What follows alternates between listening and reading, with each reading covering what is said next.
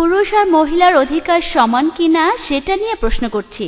আমরা কোরআন পড়ে জেনেছি যে পুরুষ আর মহিলার অধিকার সমান আল্লাহ সুবহানাহু ওয়া তাআলার কাছে।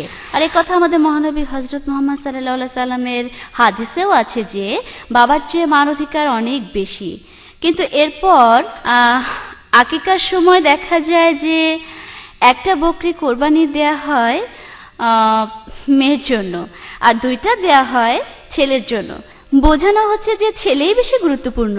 প্রশ্নটা হলো এই যে আকিকার সময় কেন ছেলের জন্য দুটো বকরি আর মেয়ের জন্য একটা বকরি কোরবানি দেয়া হয়? বোন, অনেক সহিহ হাদিসে আছে যে ছেলের জন্য একটা বকরিও কোরবানি দেয়া যায়।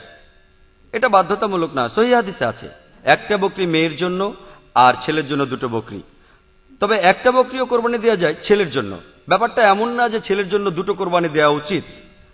তবে এটার কারণ হিসেবে বলতে পারি যে ইসলামে পুরুষ মানুষই রোজগার করে, ইসলামে রোজগার করে পুরুষ। মেয়েদের বিয়ে হওয়ার আগে দায়িত্ব থাকে বাবার অথবা ভাইয়ের, আর তাদের বিয়ে হওয়ার পরে দায়িত্ব থাকে স্বামীর আর সন্তানের তাদের অন্ন বস্ত্র বাসস্থান সবকিছু সংস্থান করার। তাই এখানে আলহামদুলিল্লাহ সে যাবতীয় অর্থনৈতিক দায় থেকে মুক্ত, তাকে সবাই রক্ষা করছে আলহামদুলিল্লাহ। এটা বললাম আমার যুক্তি দিয়ে, বলছি না যে এটাই আসল কারণ, আল্লাহ মালুম, আল্লাহ সেটা ভালো জানেন।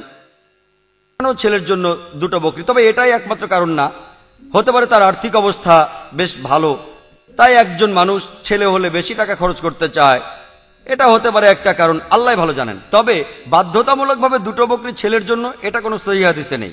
সহিহ হাদিস বলছে হয় একটা নয় দুটো, আর মেয়ে হলে একটা, কোনো সমস্যা নেই। ইচ্ছে করলে আপনি বেশিও দিতে পারেন। আল্লাহ সুবহানাহু ওয়া তাআলা এবং আমাদের প্রিয় নবী সে সুযোগ রেখেছেন। আশা করি উত্তর পেয়েছেন।